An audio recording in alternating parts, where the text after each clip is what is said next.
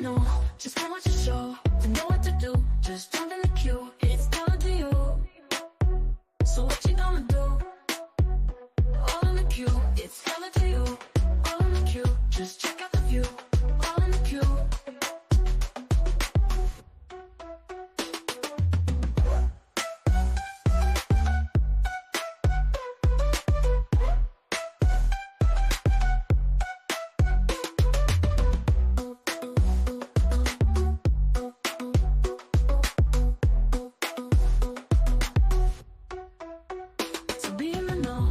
Watch the show to know what to do. Just jump in the queue, it's all up to you. So what you gonna do? All in the queue, it's all up to you. All in the queue, it's check out the view. All in the queue.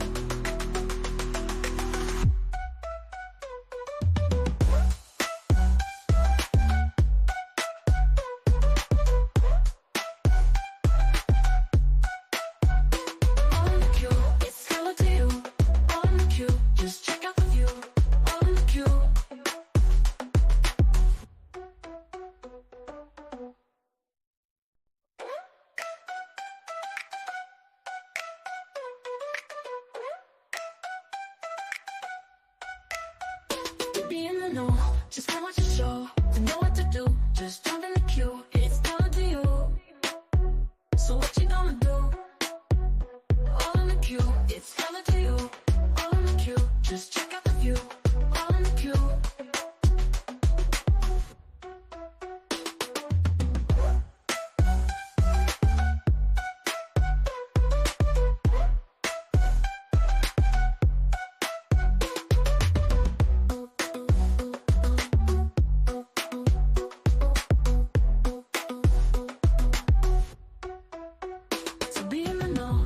Watch the show to know what to do. Just jump in the queue, it's all up to you. So what you gonna do? All in the queue, it's all up to you. All in the queue, it's check out the view. All in the queue.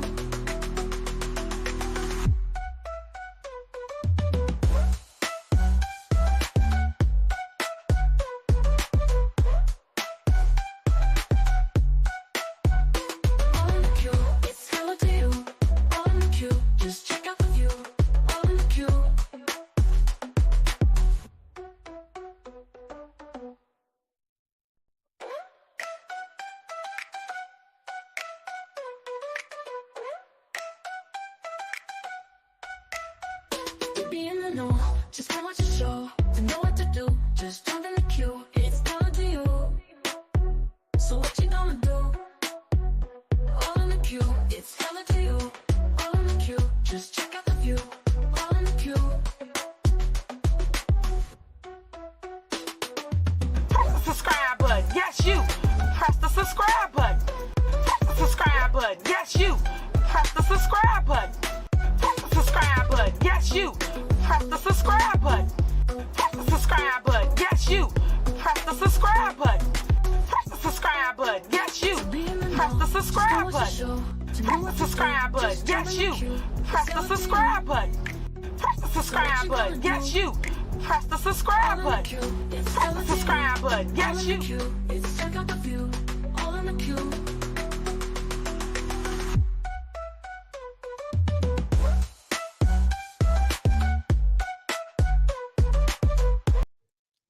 What up, family? Good evening. How are you all this evening? How's it going? Hey, Sherry. Hey, Shanita. How are you this afternoon? If you're watching, please hit that like, subscribe, turn your notifications on so that you'll know when I'm live. It's your girl, all in the queue. How y'all doing tonight? Well, today is October 3rd. I told you that we were coming back on October 3rd with a special table talk and some tea. So we have that for you tonight. If you're in the chat, please say hello so that I can say hello back. Today we're going to get in some tea. There is a lot going on out in here in the Southland. today we saw the stupid mayor in court today. I'm pretty sure that she's probably going to be celebrating this as some type of victory. The thing that baffled me today about that whole thing was that the lawyer vouched for her in front of the judge and said that he will make sure that his client follows the law. Where'd she get him from? Because where he been? She haven't been following the law since she got in the office. So I don't know why he decided to vouch for her, because I would have never, ever done that. Because I can guarantee you right now that the stupid mayor is plotting the next stupid move. I guarantee you that. Okay? And that lawyer is going to be sorry that he vouched the way he vouched in that courtroom. And I hope they run that back, the video back to him when he's sitting up in court again, trying to explain to Judge Thaddeus Wilson why he lied. Okay? That's what I want to know. If you're in the chat, say something. Say hello. If he wants to get paid, it's funny. The judge gave her a rope to hang herself. She can't help her. Okay, that part.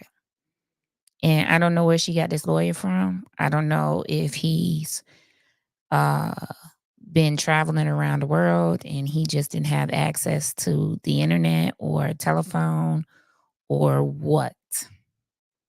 Because for him to sit there and say he's going to personally make sure that she follows the law was insane.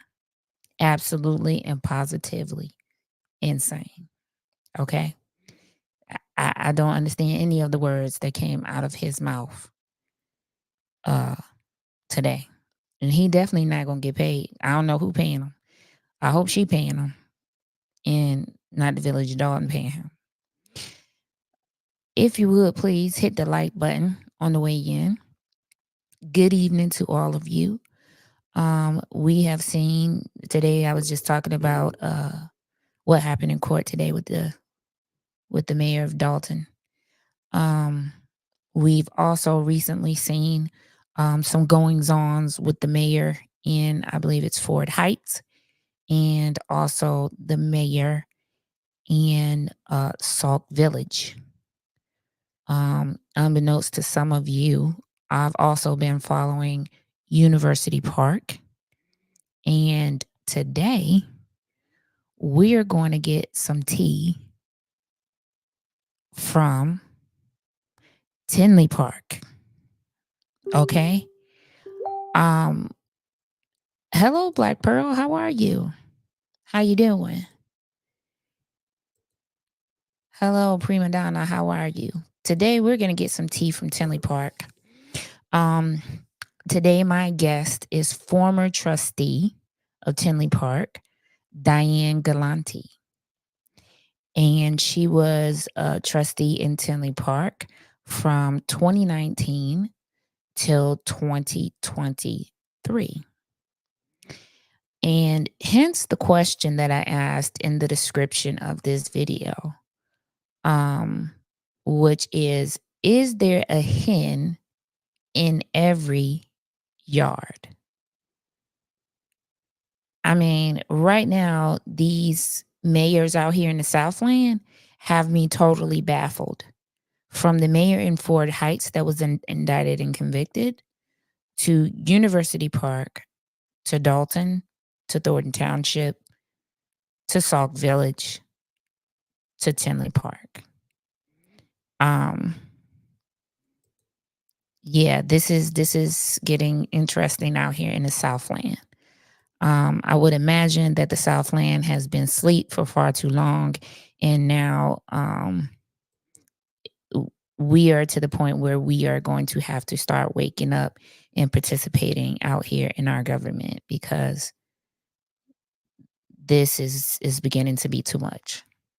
So we're going to Tinley Park today, because this former trustee, who I've grown to know and love, everybody that I have on this show, I have talked with, investigated, and checked out facts. So we don't have anything but facts over here. Okay. Um, and I'm bringing up this trustee because this trustee was, I would say she was attacked. Her character was attacked, um, because she began to ask questions. And it just sounded so familiar, to me, to Dalton.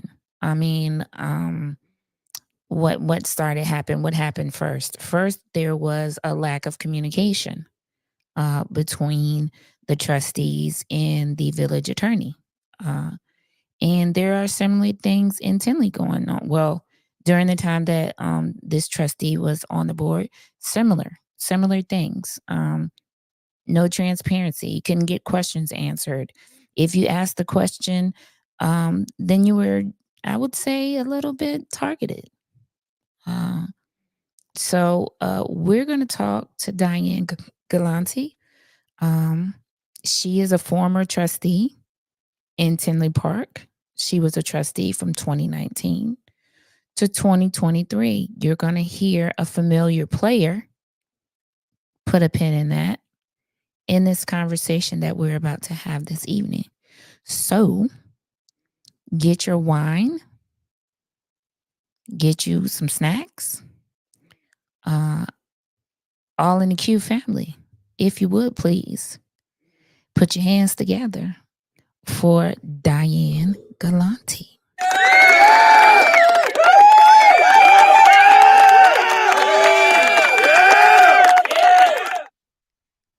Okay.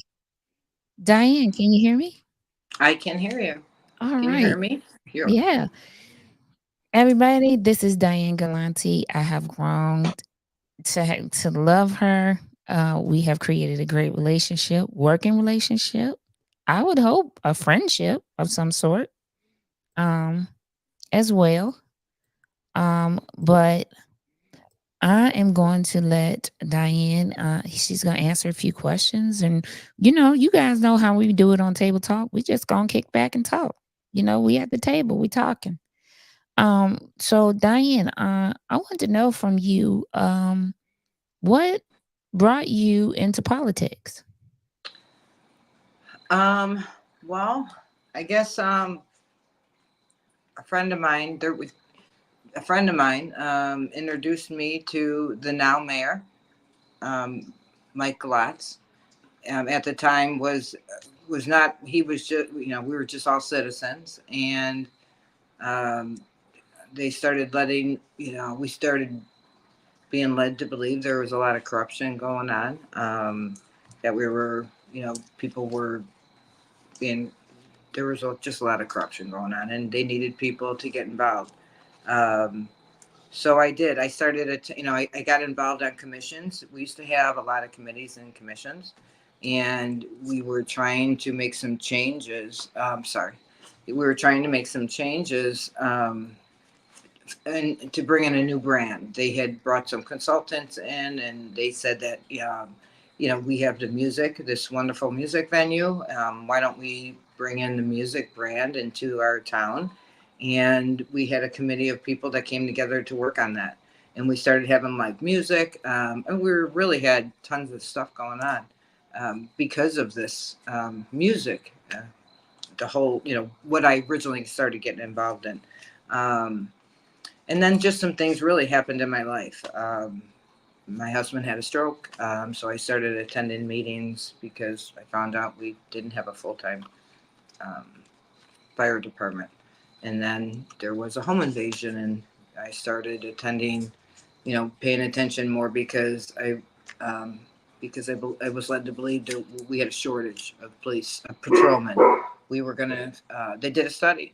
There was a study done, Northwestern, through Northwestern, and they said that we were 17 short on our streets of the patrolmen. And then we were having, I think, 13 patrolmen or people that to go patrol our streets, to patrol people. I'm not sure exactly what the term should be. But we were going to have a lot of retirements coming, so that, we knew we were going to be short. So I really kind of I wanted to run. One of the biggest reasons is I didn't see anybody else really putting focus on some of those things. Uh, and I thought I was getting involved with the grassroots group, Mike Latz, myself, Bill Brennan, and Mike Mueller. I thought we were kind of grassroots, and we had some other people in the background. Some, Nancy, who now is the village clerk. She was just a, political, manager. Tim Janicek, Mike Stuckley. Some of these people were all involved in our political group. And then, I guess, once my political ties ended, once I spoke up, I was speaking up. I think, partly when I was elected, there was a different mayor. And I was doing exactly what I was doing all along. It's just that when I spoke up against my own group, because in municipalities, we don't have sides. We shouldn't have political sides. So if I didn't like was something that was happening, I really wasn't taking into consideration that political side. So I just was speaking up, but then, that became an issue for me. And that kind of was what broke ties with us, is that I was expected, I guess, not to do that. And I took an oath. Our oath is really to the people. There shouldn't be, I didn't, believe there should be a political parties once we were elected. And I didn't think there was expectations that I would, give up a vote for that. So that's kind of how I, keep staying involved, I guess. Why I ran again for office after I broke away from the political slate, and I just ran as an independent now.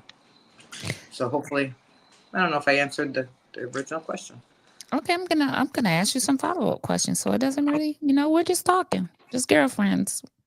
Gotcha. Audience. I mean, the All in the Q family, we pretty laid back. We listen, we're gathering information today, we're talking. So let's back up to, you got involved originally because there was going to be a shortage of police officers in your city. Mm-hmm.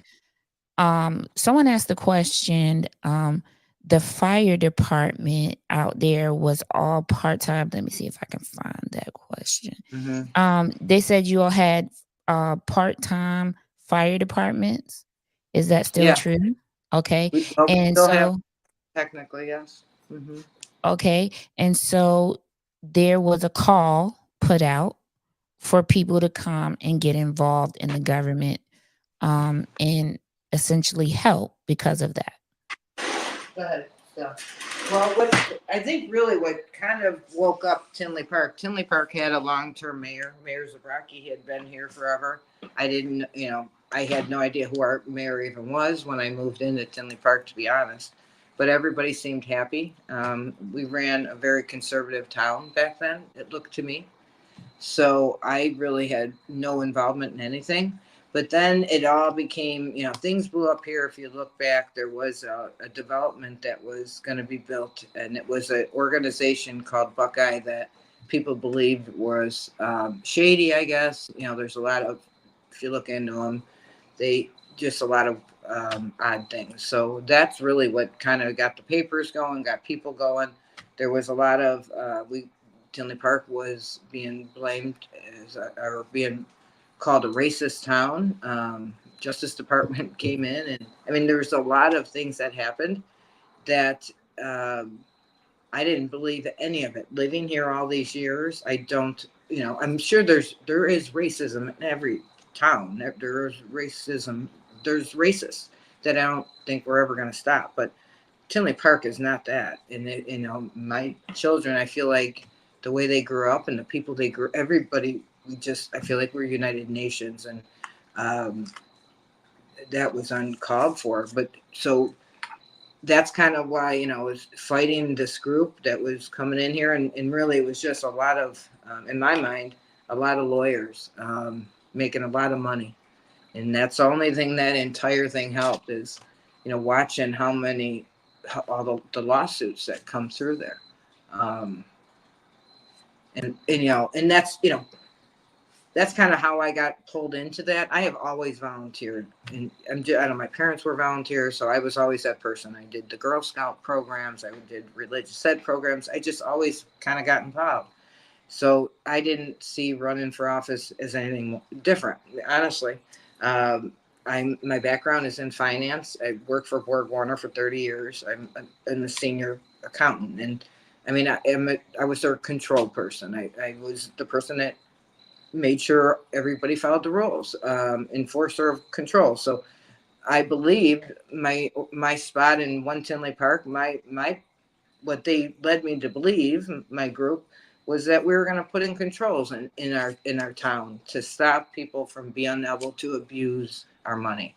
And so it wouldn't matter who's up there on our board. In my mind, if you got good controls in place and you have people in place that there's no collusion, you should be, I believed as a taxpayer, I could do that. That was going to be my expectation for my 4 years there. I was going to fix all that. Is really, why I kind of agreed to run, because, people had asked us, different people, to run prior to this, and I was done volunteering kind of, and I didn't know anything about politics. I learned very hard lessons as I went through my couple of years. I'm just an accountant, and I really just, that's what I was kind of coming there to do. But I think why what happened with my family, the different things that took place, opened my eyes to how our government run, how everything works, I guess. I just wasn't aware in my town that we didn't have a full-time fire department. We ran with part-timers, and if we were, it's good. We have great people that are, in there. It's just that I didn't like that we had constant turnover. So we outsource our EMTs. So, and they don't, in my opinion, don't pay them very well. So if they're paying them $15 an hour, when my husband had his stroke, that person that's coming, most of the people are turning over, because once there's a full-time position somewhere else, they're going to leave us. So you're getting a lot of new people, and nothing against these people, but it's constant turnover. And my husband had worked at the time in Orland, and when he had an issue there and the paramedics came, they're the full-time people, the same guys that are going to come every time. And, most of them live in their town. And so it was a completely different experience. And, we had talked for a while about, one of my things was, why don't we have a full-time? I believe we could have. But, that was, we didn't make that happen. That was never even brought up, I guess. Everything kind of changed once we were elected. A lot of the promises, if you looked at our flyers, really, we didn't do. I feel like everybody just they just took the spots of the people but prior, and nobody wanted to make the changes we agreed to. Why we were running in my mind in the first place. But, So let me ask you a question. So let's break it up. So you said that there was a different mayor that was in office when you came in. Yes. So when you came in, what party did you come in with, and who was on that ticket? So originally, the mayor who was sitting there was, and I don't know what their party name was, to be honest. It was Jake Vanderberg, Mike Latz. He ran with them.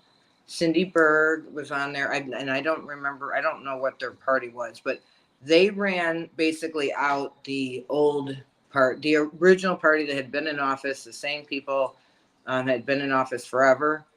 That party kind of started running that group out, and Mike Latz was with them, and then he broke away. And so he was a trustee with you. He started out as a trustee with you. Yep. And then, well, he was a trustee prior, so he ran with a different group. So when he broke away, he started his own party, And then that's when I came in with him. Okay. And the name of his party was what? Concerned One Citizens? Tinley Park. One So Tinley one Park. Tinley Park, yeah, we fundraised one Tinley Park.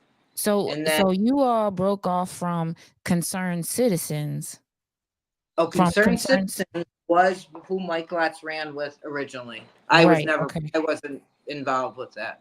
Okay. Okay. Yeah, that was Okay. So before my time. he started One Tinley Park, and then your second time running is when you did that with him, right? Right. We Okay. created one Tinley. I mean, I was part of that group. I was actually, when we opened that up, I think I was written down as the treasurer. I mean, somehow a lot was changed, but I was part of that whole group being started up. You know, we started it.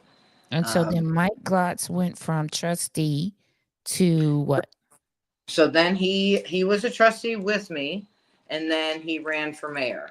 This past, the last election, and he ran. That's when Jake Vandenberg did not run again. He didn't rerun. So I don't think anybody ran against him when he And ran. so tell the people who is the mayor, the current sitting mayor of Tinley Park now.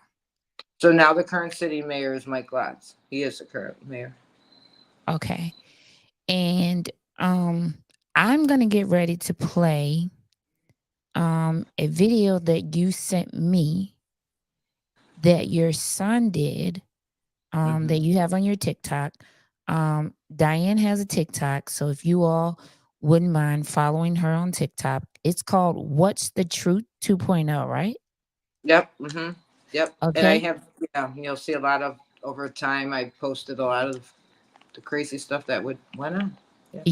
You can find out everything from start to finish, because we're just going to do a little portion today. We're definitely going to have Diane back, but we're just going to do a small portion today, and then we'll continue this conversation.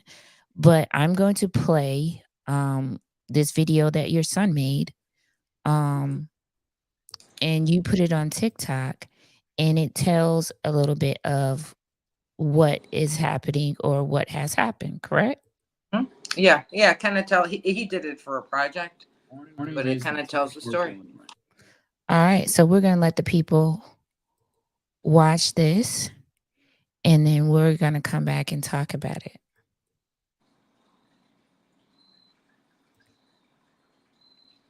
A suburb located 30 miles southwest of Chicago. My mom got involved in the local government of Tinley when she was made aware that the mayor at the time, Jake Vandenberg, was a corrupt individual. She was also informed that the village attorney was stealing from the taxpayers of Tinley Park. She was given this information by then trustee Mike Glotz. In 2019, Mike Glotz decided to run for mayor in the 2021 election. He asked my mom to join his slate and run for trustee. She wanted to get the corruption out of Tinley, so she joined him in running with 2 others. She soon realized that politics can be ugly, and that some of these people are, as I call them, professional liars. Both sides fill the mailboxes of Tinley residents with campaign ads, trying to discredit the opposition. As Mike Glotz said himself, own merit doesn't and will never work. It will account for probably 60% of your votes and 40% manipulating stories. The most shameless campaign was a flyer stating my mom got into a physical altercation at my high school lacrosse game, when in reality, it was a fight between the players on the field. When the election for trustees rolled around in 2019, my mom and her slate won by a good margin. My mom actually received the most votes. One thing you should know about Tinley Park government is that everyone votes the same way. And if you go against the group, there will be consequences. Tensions began to rise between Glotz and my mom when she would vote for what she believed in, rather than what Glotz would advise her to do, especially with regards to budget and spending. In particular, the money spent on legal fees. At a board meeting in January of 2021, a resident of Tinley Park named Stephen Eberhardt spoke out against a requirement that was amended. This amendment no longer required public officials to disclose family work information. This is an amendment that could be problematic in cases of conflict of interest, as it gives officials the power to make decisions in order to support family members' businesses, and at the minimum, should be open for discussion. Is evidenced by the fact that only 3 officials sitting in front of me were supposedly confused. Trustees Berg, Galante, Mueller, Brennan, Brady, and Mayor Vandenberg weren't confused at all and filed proper financial disclosures. It was Glotz, Therion, and Carr who had problems. That being said, Mike Glotz quickly rebutted by stating that this amendment was created because Stephen Eberhardt had been stalking his wife. I'm going to add something to that. The reason we changed the ethics disclosures is because you fail to mention when you're sitting outside my wife's work taking pictures of her office. That's why. That is why we do not have spouses listed for employees. Gentlemen. Thank you. See you next time. Gentlemen, Right? no, 30 Mr. Eberhardt, your time is over. You He's can come made to an the- accusation against me, and it's an absolute What would you like- lie, what would you want me to just like the judge said you You're were a gonna let him liar. keep speaking. Mr. Eberhardt, Liar, Mr. Eberhardt, I don't want lies. anything because all your Mr. Eberhardt, lies. please. Thank you. I'm being accused No, of criminal offenses by your trustee. It's I do not want to ask the officer to remove you from the room, please. Thank you. Thanks for following my wife. Liar. Put it in the next motion. Anything else you want to add? No, go ahead. You want to get more time? No, I don't want to give him more time, but Okay. you're instigating. My mom approached Glotz after the meeting and told him how horrible she thought it was that his wife had to endure such a thing. This is when Glotz stated that he had made the story up. It never happened, and he admitted it. This was the final straw, and my mom wanted to report this information in the form of an affidavit, a written oath that can be used as evidence in court. This way, the false allegation would be cleared, and she would not be liable for withholding this false and defamatory information. She approached the village attorney, and he would not take her statement. He claimed, "Don't worry, it'll never come out." She then went to Mayor Vandenberg and asked what she should do with the information. The mayor advised her to hire her own attorney to file this affidavit. In April of 2021, my mom went to Stephen Eberhardt to file the affidavit, as he is an attorney himself, and after all, the claims were made about him. She wrote exactly what happened that day in her affidavit. She also filed an ethics complaint against Glotz a couple months later for feeding political pawns false information to harass her with. Glotz had done this to the opposition when my mom was running for office and taught her all about this tactic, so she knew that he was behind it. Her complaint was dismissed by a not-so-independent counsel, selected by none other than the village attorney who was named in the complaint. This is the same as a defendant in a court hearing choosing their own judge. Glotz's pawn, Tim Janicek, filed an ethics complaint against my mom for using Stephen Eberhardt as an attorney. This complaint was accepted. My mom was the first ever Tinley Park trustee to ever be named unethical. Of course, this was certified by the quote-unquote independent counsel appointed by the village attorney. In June of 2021, Mike Glotz was elected mayor. Soon after, he replaced the village manager, replaced the fire chief with a long-term friend, kept the village attorney, who he previously claimed was stealing from the taxpayers by purposefully dragging on cases to make more money, and hired his political manager as clerk, Nancy O'Connor. He set himself up to ward off dissenters with ease. If someone were to try to oppose or even question his decisions, they are quickly attacked by his pawns, two of which being Tim Janicek, who filed the ethics complaint against my mom, and Mike Stuckley. There just might be a reason for the name Crook County.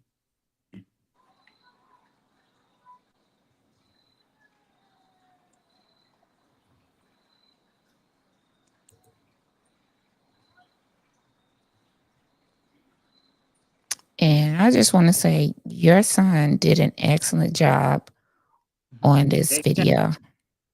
Yeah, he got And this sounds so familiar to the Dalton story, the mayor begins to remove trusted people from their positions, the trusted people, and replace them with people that rubber stamp them and will cover and hide their dirty deeds. This sounds so familiar to me.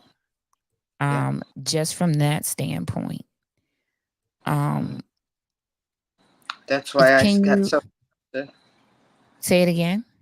That's why when they started, publicizing everything going on in Dalton, I just couldn't believe it. It was like, a lot of the same things I was seeing. I mean, this is so scary because it is so similar to the Dalton story. I mean, the lying, the targeting of the people who are trying to hold the corrupt people accountable. This is astounding. I mean, even though I've seen this TikTok video before, I still feel like this cannot be real. I know. This cannot be real. Can you tell me? So we saw Mike Lotz, who was sitting in a trustee seat at the time. He told this fabrication allegedly about Eberhard stalking his wife. This is amazing. What has happened to you personally and your family members surrounding this? And then we'll go from there. So basically that was a big turning point right there. I mean, up until then we had debated things. I mean, really probably since the time we got into office, when, I expected to be I was this finance chair. The mayor Vandenberg did appoint me as finance chair. That was one thing. When we came in there, we had that mixed board, and we debated things, but it's so important, I think, for people to you don't want one group as a board if people can't be individuals up there. And if you keep watching our board meetings, there's just either they used to just target me when I was on the board. Now they're all one party, so most of the time they don't even introduce what they're voting on to the public. They just call the number. Everybody just has to read for themselves. I'm sorry. I lost my train of thought. So I was asking you what. Okay, so we saw Mike Glotz allege that Eberhard was stalking his wife, which Eberhard vehemently denied and called him a liar in front of everyone. So I was asking you, what has anything happened with any of your family members? Well, absolutely. The biggest thing is, they basically went after my job. Filing that ethics complaint against me. When they did that, they file it and then they send it off to my company, even before it was even reviewed, saying, "Oh, she's being reviewed is for what the ethics." And if you look up a senior accountant, I certainly need to be ethical. Mike Lotz was telling the public that there was, and if you watch what he'll do, he'll even come back in emails and say, "Well, I didn't say it was your name." Well, who else is there? There's one trustee that is always asking questions and being, a target. So it's me. But he would say that I leaked information, that I cost there was a big deal we were supposed to have a racino, and then there was additional property that the mayor and somebody, there was a purchase of some property where they said that a racino was going to go to, and then all of a sudden they weren't doing really their due diligence on this property, and It looked to us, me and another trustee at the time, that there was going to, the taxpayer was going to be put on the hook for a bad purchase. And so, if you question that, then in the next day, it would be that I leaked information. They put a whole thing in a newspaper that I leaked information to a newspaper, and that, to cost them, millions of dollars in this deal. And there was, that is another story in itself, to be honest. It was just, they just fabricate it. The mayor will tell that, they'll post whatever he says in the paper, but it's horrible. There was no leaking. There was no, that I wouldn't even know how to, I didn't even know how to do it. I wouldn't have known how to, contact somebody in a paper to leak information. We all got called after the fact by a newspaper reporter looking for our response. And some of the stuff he was telling me I wasn't even aware of. There was going to be another lawsuit. Well, I don't know how there could be a lawsuit when that person, because the newspaper reporter explained to us that he had backed out of the deal. I didn't know that, but it could have been another lawsuit. And our village manager at the time told me that there could be, like there was, now going to be another, we had to worry about another lawsuit. And I remember debating that with him, and there couldn't be a lawsuit because of that thing. But he, all of that, I was in the paper for that. The ethics was a big thing. They put that, that was they did that for the political hit, I think, to make sure I couldn't get reelected. They took me, even what you saw them, I sent you a piece of a video today where they were changing the rules so the village board no longer oversaw the staff or, the village staff. They wanted to be equals. And it was like, no, we can't say that. We have to be responsible to oversee them. There's a reason we get elected. And then they, said, oh, those were disgusting, or despicable comments I made. What's despicable about that? I just believe the people vote us in for a purpose, to oversee. We aren't here as equals and buddies, and that's what they all are. They're socializing as buddies. It's too much in my mind. At the time, that our village attorney and they were doing all their political things together. Our village is paying an attorney who's making donations to the mayor and his political party, which is the entire party. They shouldn't be voting on his contract when they do put it on the agenda properly. So, there's just so many things that they were doing that were inappropriate. Our village, just like the township with Tiffany, our township supervisor, Paul Grady, was our village attorney. That's too much. And we won't get into him picking, Mr. Walsh to do an ethics review and making a claim as though they didn't know each other. When they were working together before, he always comes out. This Mr. Walsh seems to come out every time some town needs somebody like me to be taken out. He went after, and I think it's the same, Mr. Walsh did, and there was an Alderman Kobe, I think, in Harvey. And I'm not 100% sure, but I know that a person I met in Harvey had mentioned her to me, and she's in the Harvey. She's at the Harvey meetings questioning. So, and he did the same thing. He made a lot of claims and kind of dragged her name through the mud. And they were questioning paying him. The meeting that I watched, they were questioning paying him for other investigations he was doing. There's just so much overlap. You have a mayor who's a FOIA coordinator in another town. They shouldn't have that. Our village, we had, when I first got elected, there was an attorney. She did all of our FOIAs, 100% of them. And other stuff. She had many other parts of her job too. But they took her away, and Paul O'Grady took it on. And there was supposed to be there was supposed to be a cap, and that was in his contract. I think it was $5,000 a month. But there's many months it was $9,000. They weren't even, if they didn't give me my FOIA properly, and I had to go and get some help, and the state would have to force them to do it. Now they're getting paid more. I mean, they were making work for themselves. They shouldn't be able to do all that. They're in court, and they're not, you know, their political group was getting access to information and being told what to FOIA. You know, and then if I FOIA'd something to defend myself, you can't get it.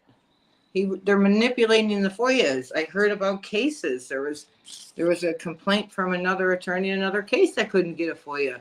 I mean, the information in FOIA shouldn't be, you know, be able to be manipulated. There's rules, clear rules.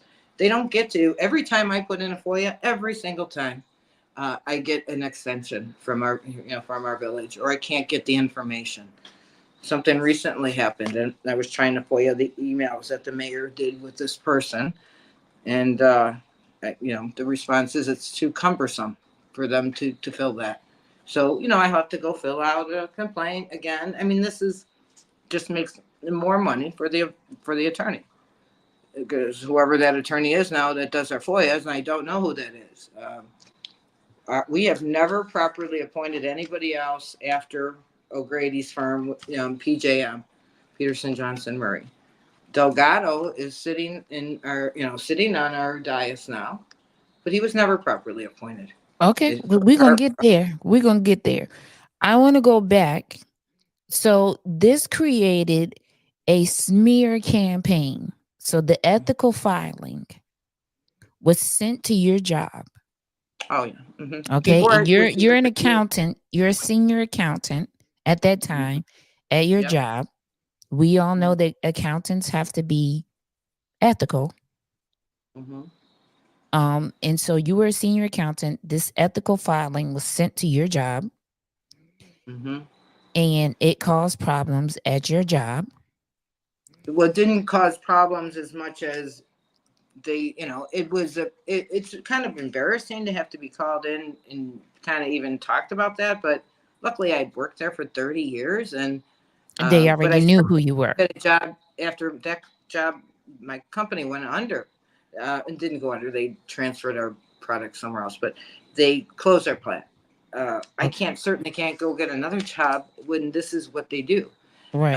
Now I have explained this already once, and it's not fun, you know. Yeah. Well, I want to just because the audience, the audience. Do you guys have your mouth open? Did you see me when I said?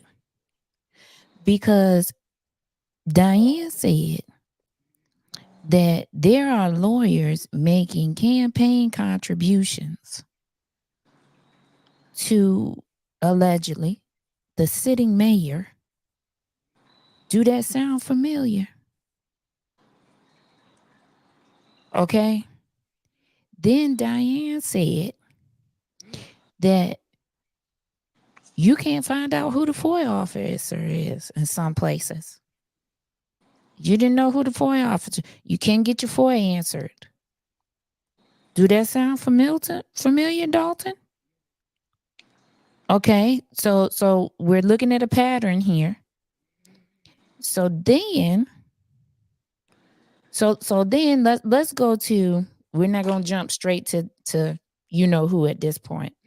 I want to go to when you started having issues with the now sitting mayor. So when did you guys start having issues? Well, probably right after we were all elected. No, really, it was basic. I mean, that was the end. At that point, there was no more, let's be nice to. I couldn't be just, up until then, I had distanced myself from them. And I don't remember the exact date, but there was, they took me off of Tinley Park. We had our own little web page. I got the notice that it was removed. Our village manager took me off of any communication I was getting. I mean, it was a hit. Like if you look at the timeline, everything kind of happened at once. And it was as soon as basically this was the last straw when I wanted something documented.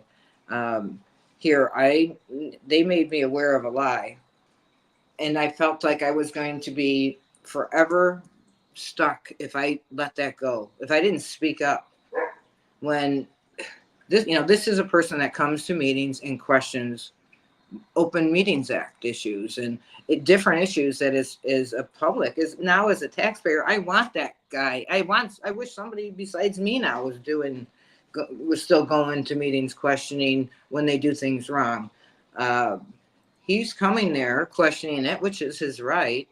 And basically what happened was, one of the first things, the attorney came and said that he had enough information to take his license, that Steve Eberhardt did all these bad things. I mean, this is what he told me as I was a brand new trustee.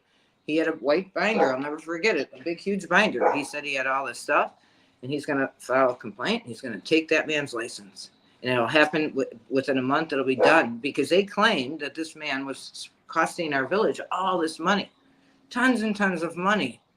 And maybe in the past, I'm not sure when that started, because Mike Glotz introduced me to him as someone who uncovers bad, people, like a watchdog. When Mike was with that group, he was at their celebration when they won their office. Mike Glotz, they were all together, but he was, promised a job. He was going to come in there and take a position, and then that kind of something happened, and that caused issues. Mike Glotz. Next, we have item number 17. Receive. He was going to do some other stuff. I don't know. Did something else come up? No, Basically was it. That was, for me, that was the end. I had to, I couldn't, that's when all the bad things started happening for me. Okay, so let's fast forward. So it was at the point when you started to begin to ask questions about different things. Then you became a target. You wanted to file an affidavit stating that you were told he made up or fabricated, allegedly, that Eberhardt. And by the way, Yeah. all in the queue, we are gonna have Eberhardt on our show. So what happened? The first was that Walsh person, this attorney came to who happened to be Mike Glotz. Okay, wait, hold on one second. Let me explain to the people who you're talking about.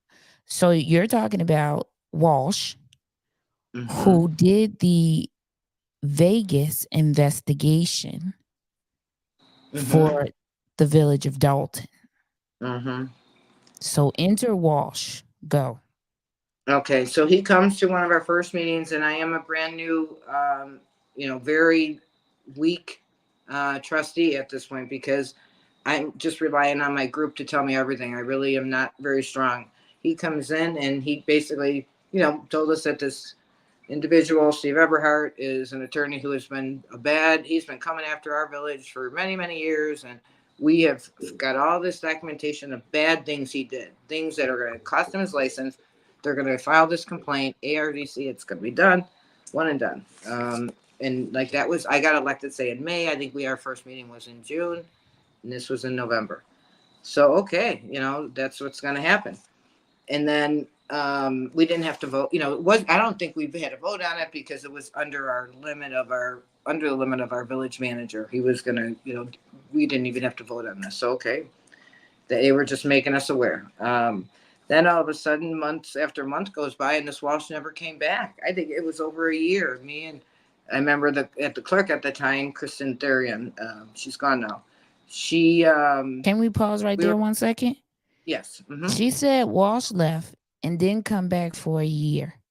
Yeah, it was months, maybe a little less than a year, but he definitely didn't do what he said he was going to do. Dalton, do you hear this? At the last special meeting that they have, there was an invoice sent by Walsh after a year have already done the investigation. Now he wants to be paid $8,400 for said investigation. A year later, after he'd never released the findings to the trustees, but he released it to the media. Okay, I'm sorry, go. Mm-hmm. So, in my mind, that was part of, so what had happened with our mayor. So our mayor was not attending closed session meetings. So anything to do with lawsuits has to go into closed session meetings. Our mayor, because of his, he was on the opposite side. We believe that he was working with the Steve Eberhardt, because that's what Mike Lotz told us, that he wasn't, we asked him not to be part of these closed session meetings when we're talking about him, and he agreed. So he wouldn't be part of it. So when I had this issue with Mike Lotz making that statement in the video you just saw, I wanted to go to I had to go to the mayor, to get, that was basically, if you look at what the steps are for me as a trustee, I had to go report it to the mayor. So I sat with the mayor for one of the very first times. He was not aware that we were appointing Walsh. He said that he already said no to him. He was Mike Lotz's personal friend. He was a friend attorney. He wasn't going to hire him in our village. The mayor said no. So we should have never, and that wasn't another thing I put, he asked, that he wasn't aware that we hired him or we were discussing him until I made him aware, because he wasn't part of our closed session meetings. And so that was it shouldn't even have happened. That was another part of this affidavit is, hiring Walsh. It wasn't allowed. The mayor at the time said no. So we weren't, I think the affidavit just said that happened, that we were, because that's a closed session meeting that the public wasn't made aware of. And the other affidavit was the FOIAs. But what was the original question? I'm sorry. No, that's okay. Because I know Okay, I'm so going on. all of that caused you and him to fall out, right? So that caused you and him to fall Yeah, out. we fought almost every meeting, but And that was the final straw. you were still a trustee at that time, Mhm. so you had to attend the meetings, you had to do village Yeah, business we were still. equal. Yes, we were Right. equals. You were equal at that time. Yeah. Okay, let's fast forward to Mike Lotz is now mayor. Mm-hmm. And you are now being targeted for asking questions.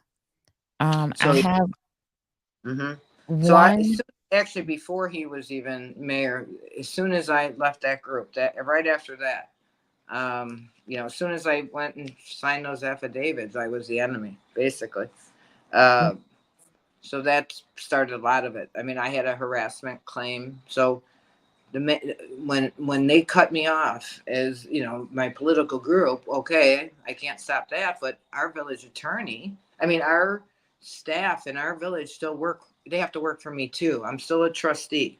It's not politics. So the village, he appointed this Patch Carr to our village manager, but the man wouldn't give me, everything stopped for me. I was getting communications every Monday on updates.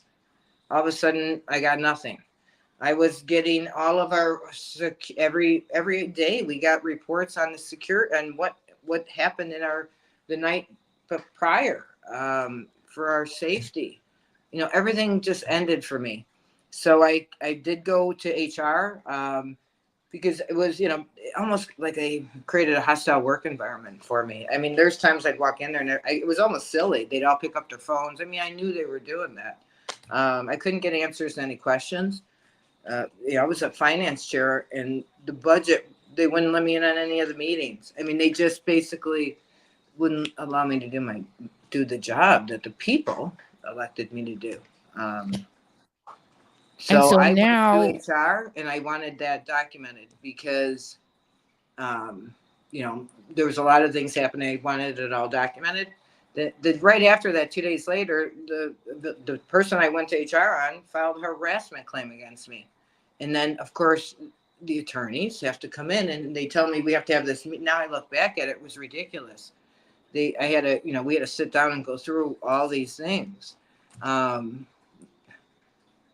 Basically to say it was a false, it was baseless what he did. Right. And he had no reason to do that. That was retaliation. It was right. whistleblower, and they retaliated. I mean, in my mind, they used the village, they used our resources, the attorney. They were feeding things. So one of the worst things was I filed a police report on this Mike Stuckley I'm gonna put the police report up so that the people can see the because police report. Okay? I went twice to the police department because they were targeting my son and putting things about he was away in college, and they were taking a horrible mistake he made that was already finished and went to court and everything was done. It was really a stupid broken window. It wasn't even the extent of what they did to him, but they made it. He had drank something and had no idea what really he was even doing, and thank God he lived is really how I feel, because the glass of this window he broke could have crushed him. But they just took that and every day posting about my kid. Like, why would a political people be doing that? And it went on. It was, I think, to the point that I was losing it. I mean, I went to the police for support, help. Like, how do you stop this? Is cyber harassment or Right. So something. you filed this Screenshot. police report back in April of 22. Against the now city mayor, Mike Glotz. And in this police report, it talks about how you were, I would say, let's say, allegedly intimidated by the mayor as you are leaving the meeting. That's the second one. So that's so this is, if you watch those meetings, it was hard because I was just being tart. Anything I did, if I brought a question, they said I wasn't prepared. If I, no matter what I did, it was hard. I would get up at the end of every single meeting immediately. I'd have my bag packed and I would leave because I didn't want to have anything after those cameras were off was even worse than what I was dealing with on camera. So I did the same thing every time. The mayor had continued to get a little bit worse with me. He wasn't doing things openly and degrading me openly until it was a parade. The first was he started after the parade. He came up in front of other people, degraded me that I was yelling or scaring people or whatever he said I was doing, but normally he wouldn't do that in front of, like, I think his wife was there and another trustee, and he said some degrading things, but he never did that before. And I have had somebody in my past, I had to go to court. I have learned my lesson. You need to document these things. I got a little nervous that I had my hand on the door. So I was walking out as I usually do. And all of a sudden I heard, and I don't know, I mean, I don't want to say if I'm saying it exactly as it was said, but you're an embarrassment to this town. You're a joke. You're this. Like, he just kept saying it. Nobody, and I turned around, not one person. I have to let my dog in. Sorry. I'm gonna get ready to play. I'm gonna play something, Diane, while you're letting the dog some of out. the comments about the oversight and that command and control type of sound. This is the meeting where the now sitting mayor begins to read your police report, like out in an open meeting. Thank you. Anyone else? This should never be done. Oh, made it as if I lied. Clerk? I had some comments I wanted to make regarding something that it's unfortunate. It'd be nice if this stops, but more disturbing information. Hold on one second. I'm on April 5th. In just a second. Village board meeting started at 6:30 p.m. Let me go back. Give me 1 second. Verbiage is more of a team verbiage. Yes. Thank you. Anyone else on the board? All right. Here we go.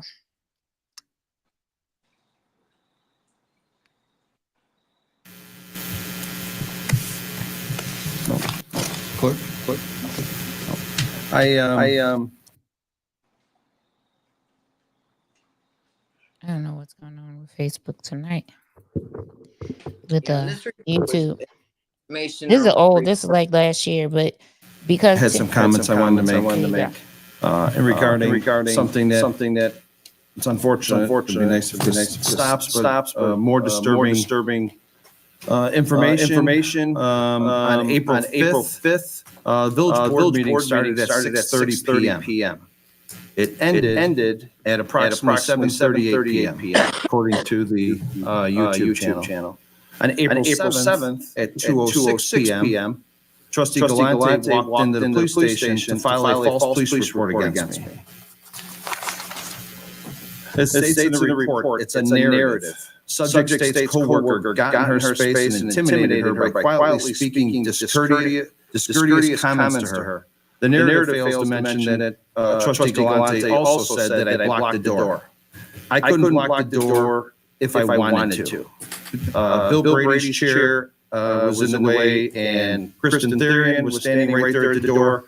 I was standing by Dennis Mahoney, and I was actually there throwing out garbage long before Trustee Galante arrived. It's just crazy. She also stated the following, in the report, it also states the following in summary, not verbatim. At the end, Does this behavior look familiar?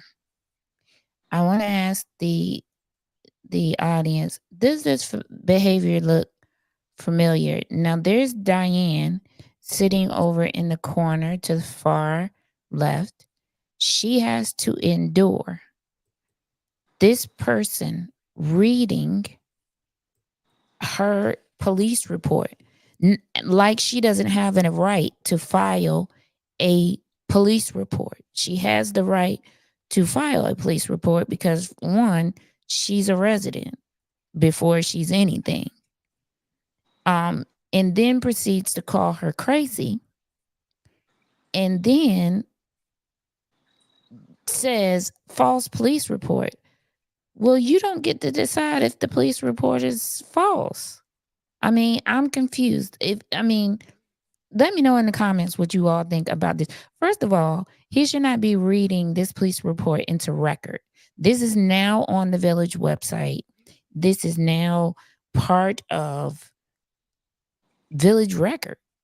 It's part of the board the meeting minutes. Am I correct, Diane? Yeah, and I believe, and I don't know if it was this time, because so many things would happen. I'd call point of order, and of course he would deny my point of order. There is no reason. I went to that. I wanted it documented just because it was escalating. In case it just kept going and something happened, I wanted it documented. Nothing else. There was not supposed to be anything else after that. Documentation for in case something was bad to happen to me in the future. So I'm not sure why he even did this, because then it was taken to another level, and they, for some reason, they had another, I think I might have lost you. Hopefully, We see you, Diane. We can hear you. We just can't see you. I can't see you because my screen, but they, I'm not sure why anything else was done with it. Why he, and if you hear him, he reads things in there that aren't, if you look at what's actually on the report, he just says things because he wants to get it. He just wants to say it. He just wants to put it out there. It's not even just like the former mayor tried to stop him when he was going back and forth with Eberhard and telling him, are you done? He's like, do you want to spend this time? Well, you keep going at him. So this was the same thing. He's trying to use an intimidation tactic. But do you all see a familiar running theme? We can even take this all the way to Flint. We can take this all the way to Flint. The same type of intimidation and behavior. And I have put up a article that said embattled Tinley Park trustee Diane Galante reportedly threatened with removal, from the board meeting. And that, I think this was the board meeting that you were going back and forth with Nancy in, and they were attacking you. So, just so many familiar things to Dalton. So let's get to, the other thing that we were talking about. So I found out that, let's see, or you found out, Diane, that at a February 20th, 2024 board meeting, that PJM, who was the village attorney for Tinley Park, right, was Yep. no longer the village attorney, and who is now the village attorney for Tinley Park? Delgado. And the law firm, what you seeing on the screen here for all of the viewers are the minutes. So Tinley Park does have a transparency website. You can go to the Village of Tinley Park's website. You can go to minutes and agendas, and they actually have it like it's supposed to be. It's listed by date, meeting date. Then you have your minutes. Your agenda. Then you have your minutes, and then you have the video. So you can go to everything right there. You don't have to go search for anything. These are the minutes from the February 20, 2024 meeting, where the Delgado law firm was voted, allegedly, as the village attorney, okay, probably unbeknownst to the residents, allegedly, because it was put on what type of agenda? It's called Diane? the consent agenda. It was put on a consent agenda. This right here, what you're seeing, is a running agenda. There is items A through F. So essentially a consent agenda, these items A through F. If they take a vote, right here it says, President Glotz asked if anyone from the board would like to remove or discuss any items from the consent agenda. No items were removed or discussed. President Glotz asked if there were any comments from the members of the public. There were none. Vote on roll call. And so they voted. So once you vote on a consent agenda, if you vote yes, everything A through F is approved. The first letter A trustee should have said they wanted to remove this. This is voting for a village attorney without any discussion right here. None from the public, none, because the public probably was unaware of what was happening. Mm-hmm. This is a list of items. Once they vote, everything on this list is either approved or not approved. In this case, it was approved. It says, let's see how many aye votes they had. Brady, Brennan, Mahoney, Mueller, Shaw, Sullivan. There were no nays. So all of these items here, A through F, unanimously passed. Okay? The Delgado law firm was there.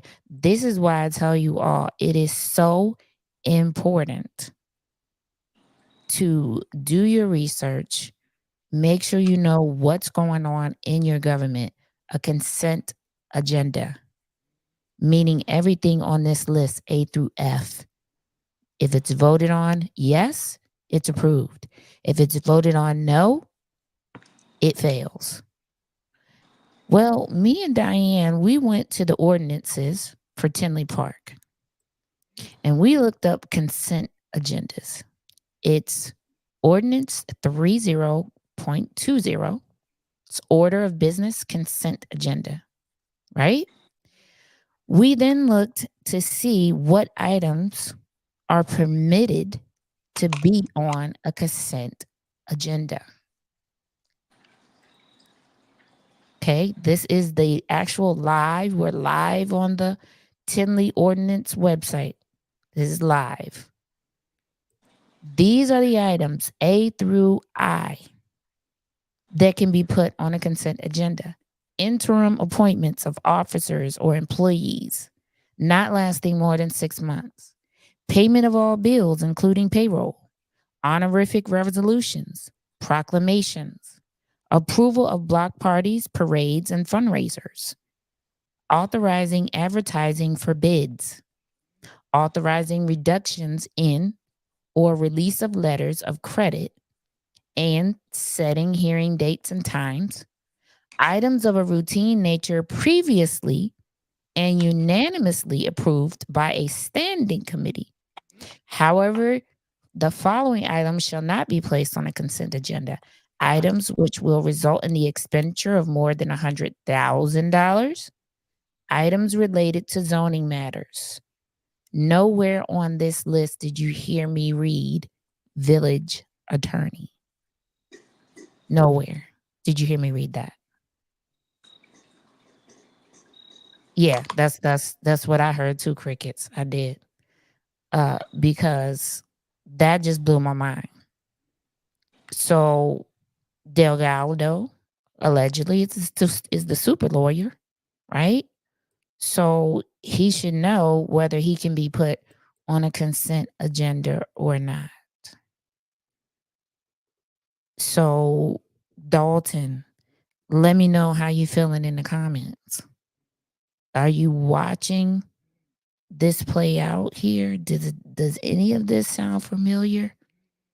I am going to be in contact with Eberhard this week and see if I can get him on the show so that we can talk with him and we can find out from him what these allegations are against him, saying that he was tying up the village in lawsuits, frivolous lawsuits at that.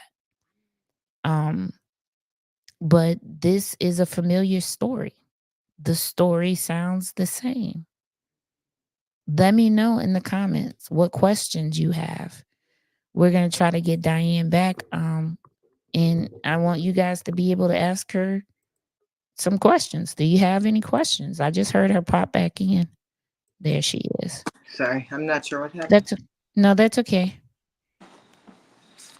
What questions do you all have for Diane? How does this story sound? Does it sound similar to anything that we've heard? It'll be 30 million by the time they start digging it up. So, With Dalton. Let me know. Let me know in the comments. And Diane, I'm going to. I think I have some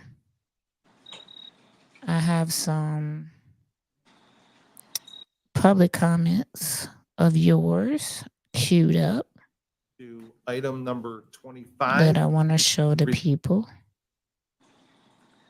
And so we're going to play a few. Time out, Diane. Are you going to make them up?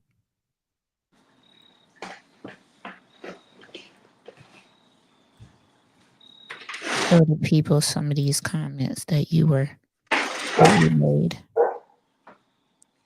Because Diane is still active in her government. It's going to cost them, which unfortunately cost us a fortune. They're already at 20 million, and they've already spent $1 million to cut trees. So as I've said, Diane is still active in her government. And remove a couple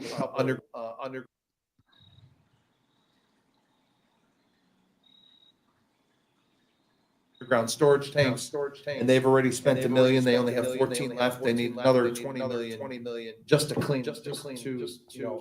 And this is the current mayor.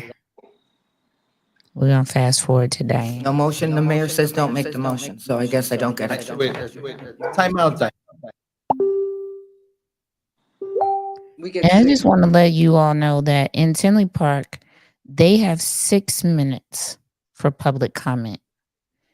At this time, Diane is asking the board if she can get her time extended if she doesn't finish. I'd like to ask you for some extra time before you start.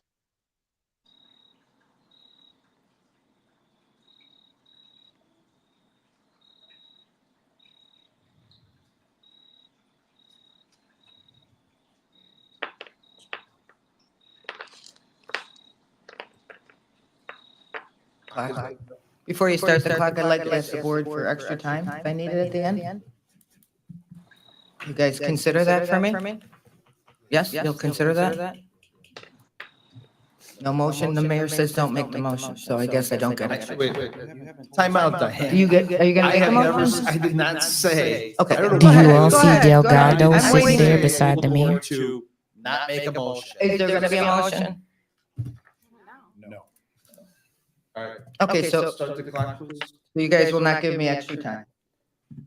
Not give me extra time. I'm gonna speak to you tonight. I'm asking for extra time. Will you give me extra time if I need it at the end? No. Okay. Let's just note that. Tonight I'm gonna talk about the mayor and his, how the mayor disregards our village ordinances and he makes personal and political attacks. In 2021, an ethics complaint was filed against me by one of the mayor's political cronies. The person who filed the complaint had help writing it from the attorney who's now a village attorney. The same attorney who kept calling me at home, telling me he was the only one to help me with Glatz. The independent counsel who was appointed to investigate the complaint made against me, as it turns out, the attorney was not independent as the ordinance requires. The attorney was a friend and co-worker of the village attorney. Appointing him, it violated the village's ordinances. But he was appointed because the mayor and Paul O'Grady knew that the attorney would make findings against me. The mayor used the attorney's lies to personally and professionally attack me at every chance he had. He still uses the attorney's lies to go after me. It's been almost 3 years to expose the lies behind this attorney. The public needs to know how the mayor violated the law to attack me because I left his political party and I refused to be part of the lies and the corruption.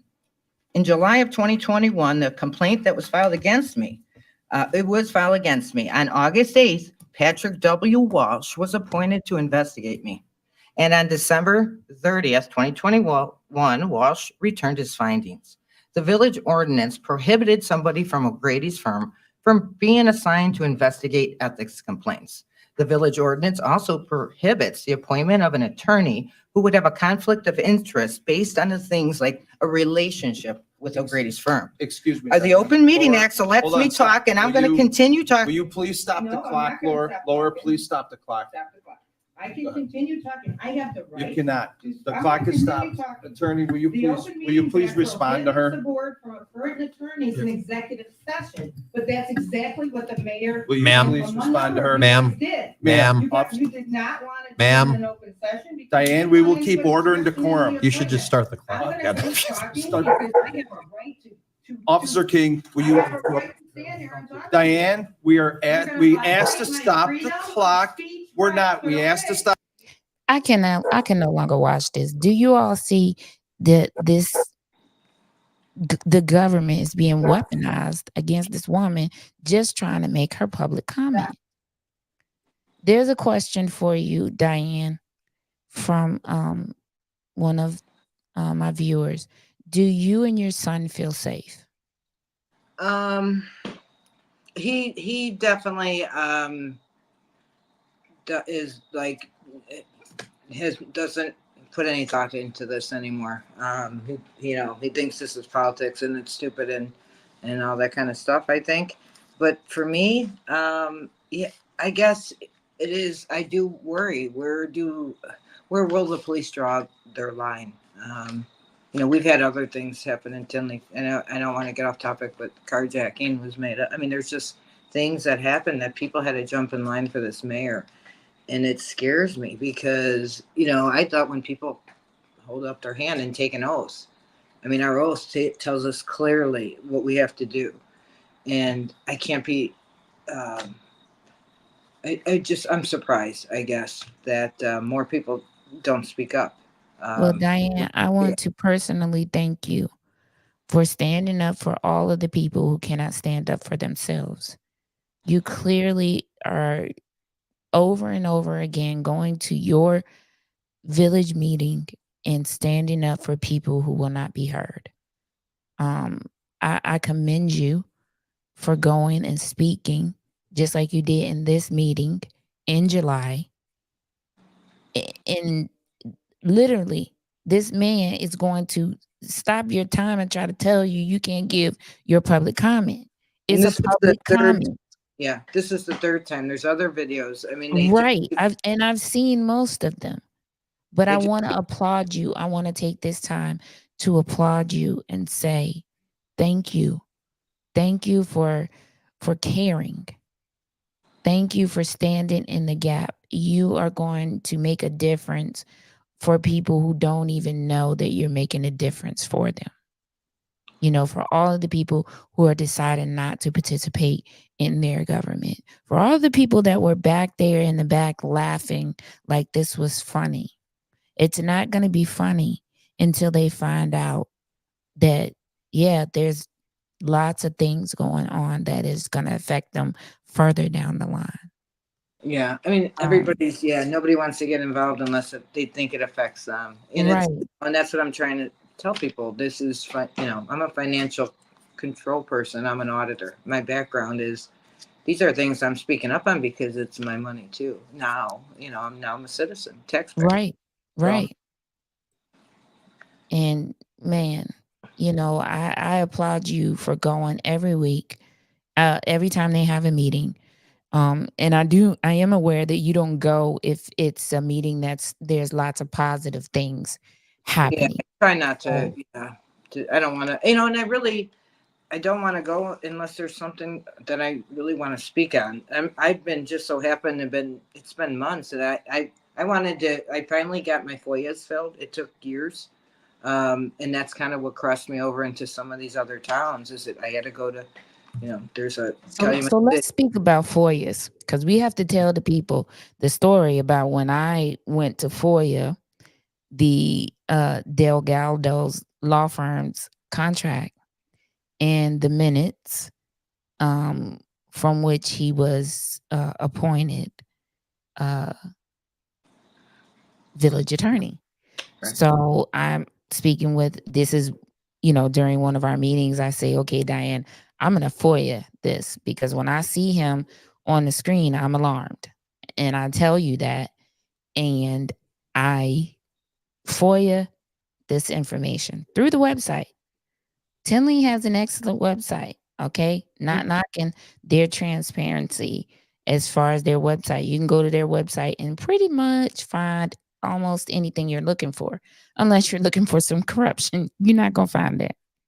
But I sent my FOIA in and I go to check on my FOIA and my email has been blocked from the website. And I don't have to say allegedly because it was my FOIA and it was my email was blocked from the website. So I call the FOIA officer and I say, I'm having a problem with the website. I put in a FOIA and I'm trying to track my FOIA. First of all, I ask for the FOIA officer. They ask for my name. I give it to them. They transfer me to her phone like she's going to pick up and it goes to voicemail. So I leave a voicemail. I'm not going to tell you what I said in the voicemail, but she called me back in 2 minutes after she heard my voicemail. And when she did, I asked her another question because something had been removed from the website that was on there.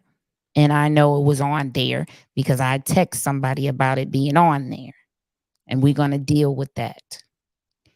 And so she says, I don't know why you think you're blocked from the website. I said, okay, well, let me tell you what I'm going to do. She says, I'm going to go in the system. I'm going to look. She goes in the system. She looks and she says, I see your email. I said, oh, yeah, I know you do because I'm getting the emails telling me that I need to do another password. So I do another password while I'm on the phone with her. I put the password in again. I'm still blocked from the website. And I ask her, why am I blocked from the website? Then I tell her, I noticed that the Delgado law firm is now the village attorney. Do they have any say in FOIAs? Or who gets FOIA information? I didn't get that question answered. And it took 10 days, 10, when they only had 5, to get my information. So this is a developing story. As I said, I will be in contact with Eberhard. We saw him on the video calling the now sitting mayor, who was trustee at the time, a liar. So I plan on having him on this platform so that we can hear from him exactly what is going on. I will do my due diligence before he comes on this platform, just as I did Diane. I will make sure, because I want to bring you all factual information. But man, the way these villages and towns are sounds the same to me. I'm also looking in the Sauk Village, so we'll be talking about that as well. Do you all have any more questions? Any questions for Diane? I will say we have had FOIA issues as well. Common denominator, Delgado.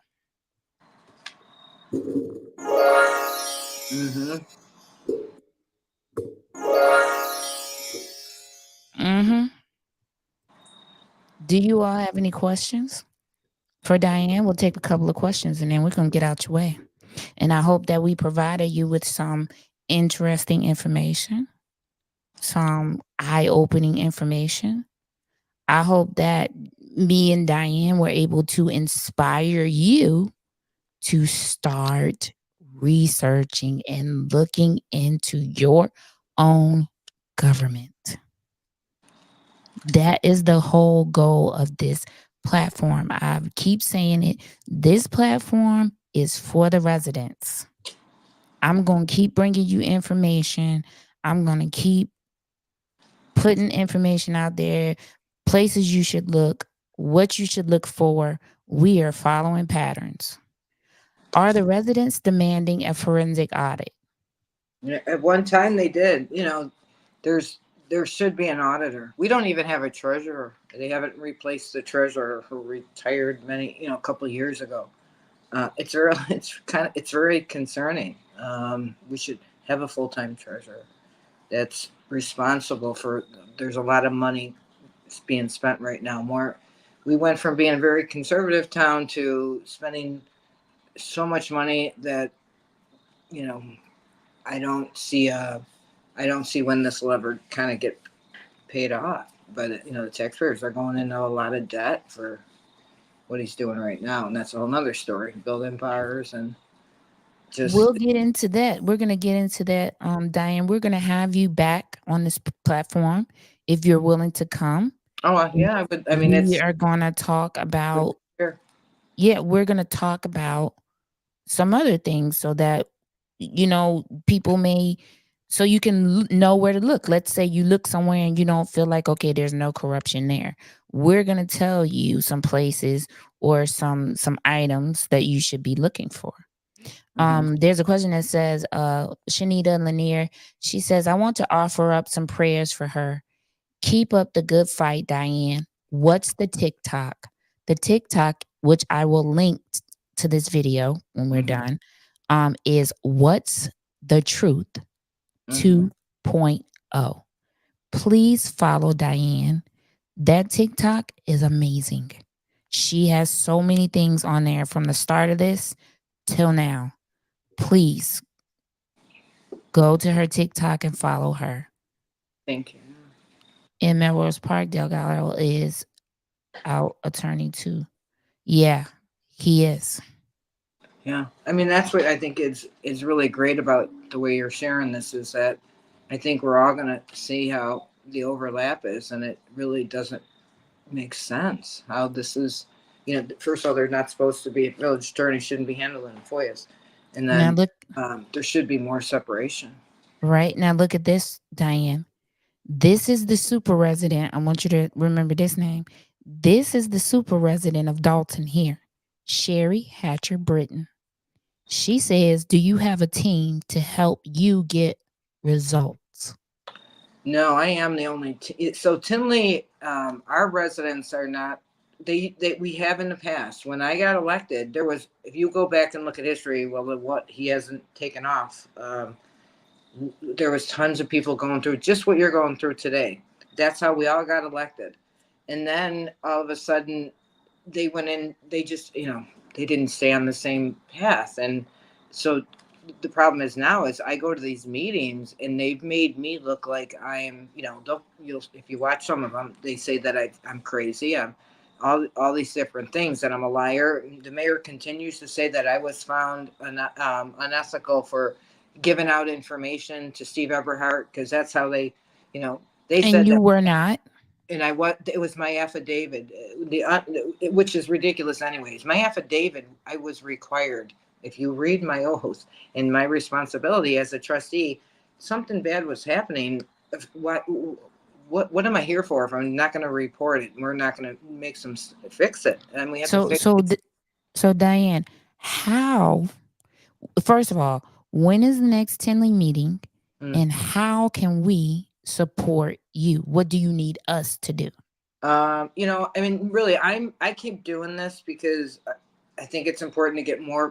The public needs to get more involved in our meetings. I mean, in Tinley Park, we have school board meetings nobody goes to, and these are all connected. There's a video out there when I got my public reprimand, which is so sickening, that individuals from a school board came, and because he was one of the individuals that was liking these things they were doing against my son. So I went to the school board to question their anti-bullying policy. My kid was in college, and you people are out here harassing him. He went through your schools, and I wanted to speak that. And well, he just told me I'd hear from his attorney, which I never did. But nobody calls these people out because it is scary. It's not easy to walk. It's very scary. When is the next Tinley meeting? I saw that they had what committee meeting was that tonight? Some sort of committee meeting. Thursday, the planning committee. Plan commission. It was the planning committee. Yeah. So we have village meetings the first and third Tuesday of the month. Every first and third Tuesday of every month is our regular board meetings. They have a committee meeting right before it, and then our village meeting. So, and let me tell the people, okay, so because this is gonna blow your mind. They used to have committees that were made up of residents and overseen by trustees. Is that right, Diane? Or do I have that right? Yep, more like we'd have a finance committee. Right. Or we had and you can go on our village, if you look on that village site, it'll show you all the different committees, but they all ended. The mayor ended most of them when he came into office. So it's really just, we have a committee of the whole, which is right before it with the village board members, and then they vote on it, and they say that that's how they, and then they vote on it again right after. Right. So what is the point? What is the point of having the committee of the whole when it's already made up of the board members? And if you watch them, they don't even read, they don't even say what they're doing. They just say item number 1. Did everybody read their packet? Okay, vote. Item number 2. If I go there sometimes, it's just, everything. He treats everybody a little differently. If somebody, we're gonna have to find out how we can help you, Diane. How we can begin to move the needle. Yeah, and I really think all of us in all these towns, as these things get uncovered, it really is all tied together. Because let me let you know this: Diane has been to she's wanted to go to a Dalton meeting. So I did go to one Dalton meeting. Okay, so she's been to a Dalton meeting. She's been to several township meetings. Yeah, so the right, I guess I consider one was a township meeting. just because I wanted to see it in person, and then I didn't realize all the news reporters were there. Yeah, So and you've they been to videoed. a Harvey meeting as Oh well. yeah. Well, because that was the same thing. So what they do to me is he calls the police on me, and you guys can't see in front of me. Here's our. I'm like, I'm really there fighting now for my right to free speech. I get 6 minutes of free speech. So I went there trying to read that this is what they did to me on this ethics, they lied about. So I'm going there to read it. It's taken me this will be 4 months. I didn't go to the last meeting. Because it's free speech rights. I get 6 minutes, and they say that it's the first time it was that I was saying something negative about a mayor. You can't do that. So Bill Brennan, one of the trustees that's, protects him, stopped me multiple times. You can't say anything negative about a mayor who is saying negative things about you. Your public comment should be your public comment. And It doesn't matter shouldn't matter what's in your public comment, because it's your public comment. Yeah, and Delgado, when he came in, so the first time there was a Delgado attorney there, I didn't even know who she is. She was never introduced to the public. I'm wondering what happened to Paula Grady's group. I mean, they keep coming. We're gonna look into all of that too, aren't we, Diane? Yeah, we're gonna be great friends because we've got a lot of work to do. Right. We've got a lot of work to do. That are set up to protect the people when they go around. I mean, and that's what I was saying. Tinley Park does have better rules than Harvey. Harvey, I mean, they have a lot. Let's be clear. Tinley Park has their website is awesome. I can't say anything against their website, because you can go right there. You can find agendas, minute meetings, even the video. You don't even have to go to YouTube to find the video. So they link the video right there for you. Yep, that was Vanderberg started all that. That was right. I really would love to speak to him too. So yeah, I'm gonna try. He's still in our village. I'm gonna try to get them on, and we're going to present and see what they have to say as well. But does anybody else have any more questions for Diane? Yeah, Colby. I see what Sherry just wrote. That Colby, that's who Walsh also went. Multiple times I've seen now bills that he is, going after things that she's done. This is a never-ending cycle, but Diane, we don't want you to feel like you're fighting this alone. So we want to make sure that, we try to figure out how we can support you as well. And I'm going to try to figure that out too. I would love to attend a Tinley meeting, so I'm going to try to figure that out, because Tinley is closer to me. It's close to me. So I definitely want to attend a meeting with you, so you'll have to let me know the next one that you're going to. This week, I think I'm going to attend one of these Dalton or Thornton Township meetings. I'm not sure which one I'm going to attend yet. Yeah, but it's something to go to. I'm telling you, I want to go. I've been to a Dalton meeting, plenty of Dalton meetings, but I have not been to a Thornton Township meeting. So I definitely want to attend one of those meetings. But also I want to attend a Tinley meeting. I want to go first to just survey the room.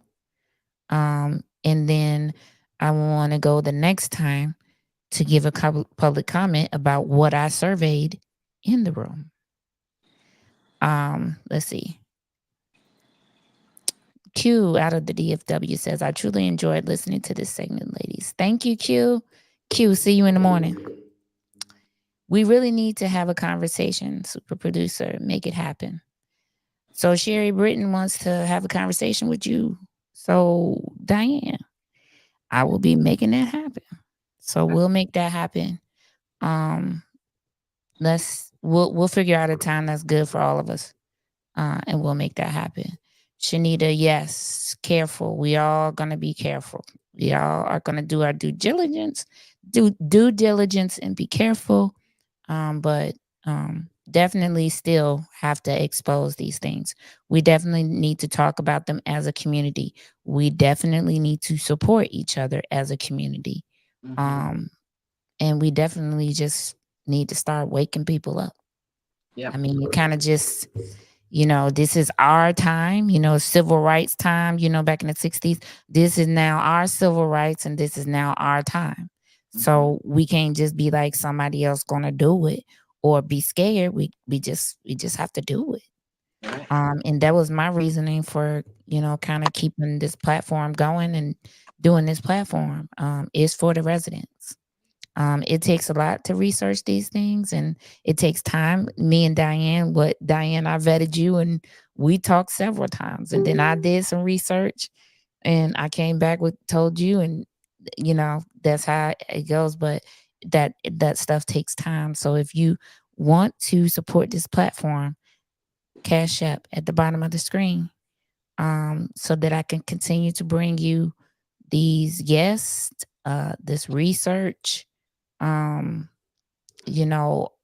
of the things. I want to be able to bring as many guests and do as many lives as I can for you all to keep you all informed. So if you feel like you want to support the platform, you want to help me do that. The last time people donated, I bought equipment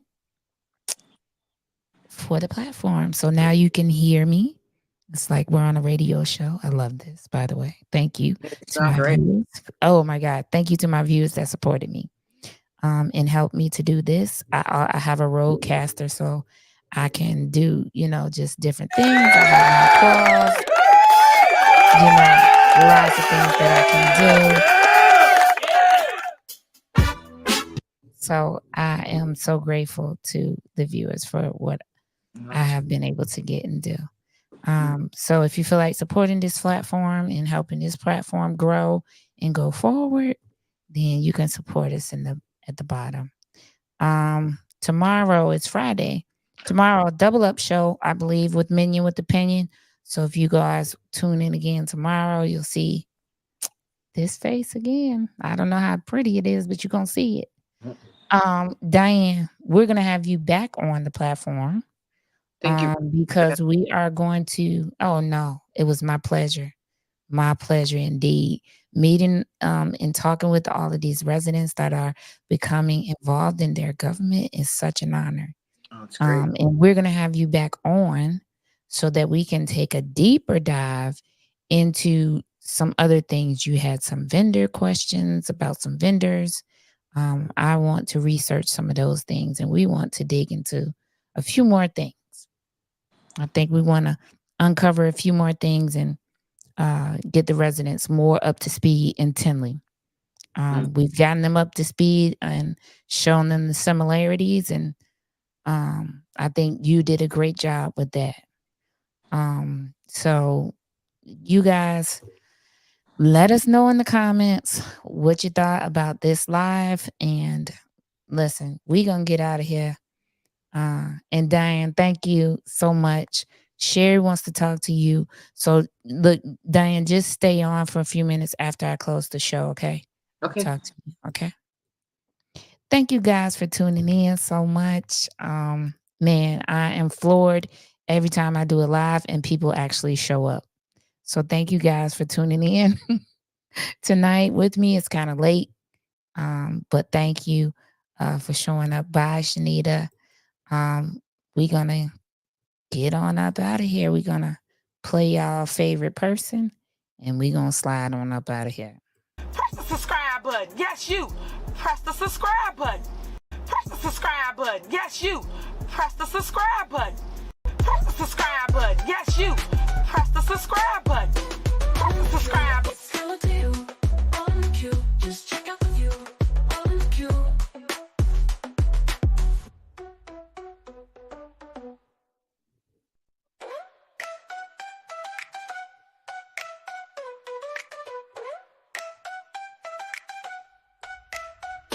Be in the know, just know what you